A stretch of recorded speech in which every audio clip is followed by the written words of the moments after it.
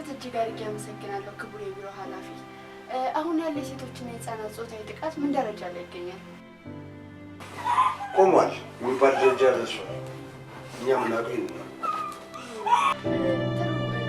ግን ከተለያዩ ማህበረሰብ ክፍሎች የሚሰሙ ጥቃት ደረሰብን እያሉ የሚመጡ ሰዎች በጣም ብዙ ናቸው። ታዲያ ስለዚህ ምን ይላል?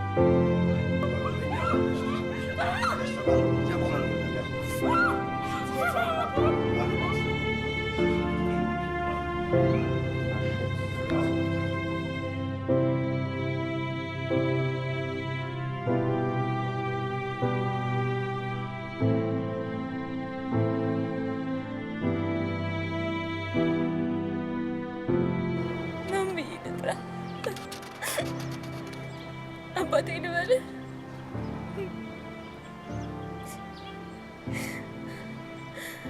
ወይስ የልጅ አባት?